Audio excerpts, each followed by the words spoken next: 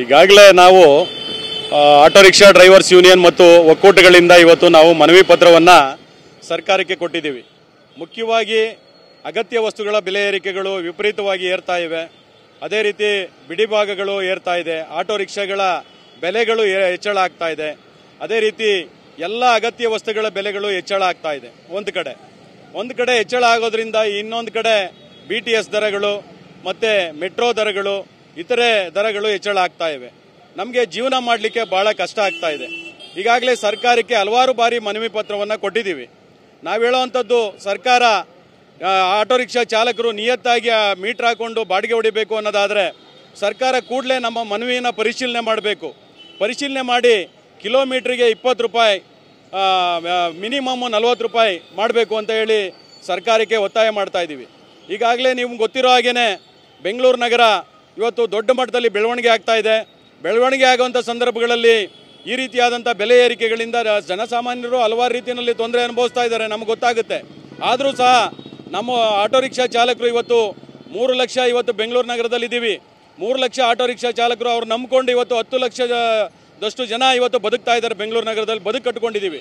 ಇವ್ರಿಗೆಲ್ಲ ಇವತ್ತು ನೀವು ಕಳ್ತನ ಮಾಡೋಕ್ಕೆ ಬಿಡಬೇಡಿ, ನಾವು ನೇರವಾಗಿ ಪ್ರಯಾಣಿಕರಿಂದ ಸರ್ಕಾರ ನಿಗದಿ ಮಾಡಿದಂಥ ಹಣವನ್ನು ತಗೊಂಡು ಜೀವನ ಮಾಡಲಿಕ್ಕೆ ನಮ್ಗೆ ಅವಕಾಶ ಮಾಡಿಕೊಡಿ ಅಂತ ಹೇಳಿ ಒತ್ತಾಯ ಮಾಡ್ತೀವಿ.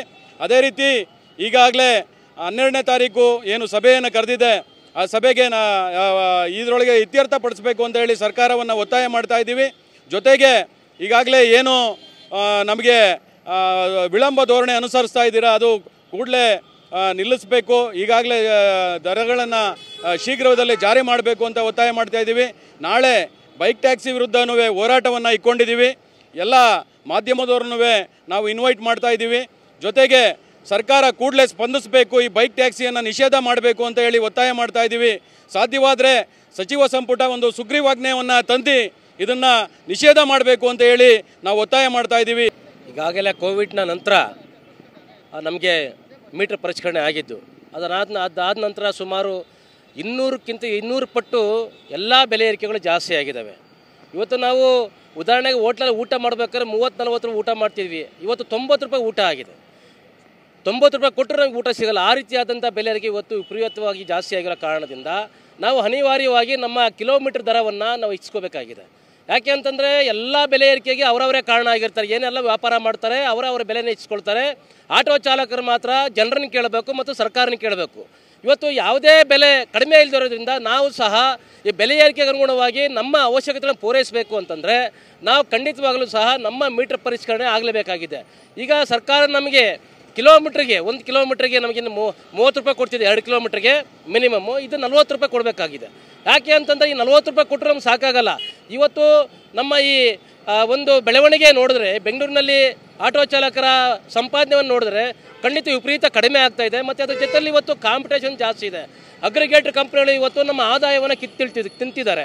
ಅದಾಗಿ ಸರ್ಕಾರನೇ ಒಂದು ಮೀಟರ್ ಪರಿಷ್ಕರಣೆ ಮಾಡಬೇಕು. ಕಿಲೋಮೀಟ್ರಿಗೆ 5 ರೂಪಾಯಿ ದರ ಹೆಚ್ಚಾಗಿ ಮಾಡಬೇಕಾಗಿದೆ.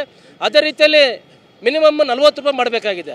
ಅದಾಗಿ ಸರ್ಕಾರನೇ ಇವತ್ತು ಒಂದು ಆ್ಯಪನ್ನು ತರಬೇಕಾಗಿದೆ. ಸರ್ಕಾರ ಆ್ಯಪ್ ಅಂತಂದರೆ ನಮಗೆ ನಮ್ಮ ಆದಾಯ ಒಂದು ಸಾಧ್ಯವಾದ ಮಟ್ಟಿಗೆ ನಮಗೆ ಉಳಿತಾಯ ಆಗ್ತೈತೆ. ಖಂಡಿತ ಇವತ್ತು ಸರ್ಕಾರದಲ್ಲಿ ವಿನಂತಿ ಮಾಡ್ಕೊಳ್ತಿದ್ದೀವಿ, ಖಂಡಿತ ನಮ್ಮ ಬೆಲೆ ಏರಿಕೆ ಜಾಸ್ತಿ ಮಾಡಬೇಕು, ಮೀಟರ್ ಪರಿಷ್ಕರಣೆ ಮಾಡಬೇಕು, ಸರ್ಕಾರನೇ ಒಂದು ಆ್ಯಪನ್ನು ತರಬೇಕು ಅಂತೇಳಿ ಸರ್ಕಾರಕ್ಕೆ ಮನವಿಯನ್ನು ಮಾಡ್ತಾ ಇದ್ದೀವಿ. ಸರ್, ದಿನನಿತ್ಯ ಇಂಧನ ಬೆಲೆ ಗಗನಕ್ಕೇರ್ತಾ ಇದೆ. ಅದಕ್ಕೆ ಒಂದು ಇಂಧನಕ್ಕೆ ಕಡಿವಾಣನೇ ಇಲ್ಲ. ನಾವು ಇದು ಮಾಡಬೇಕಾದ್ರೆ ಪರಿಷ್ಕರಣೆ ಮಾಡಬೇಕು ಅಂದರೆ ನಾವು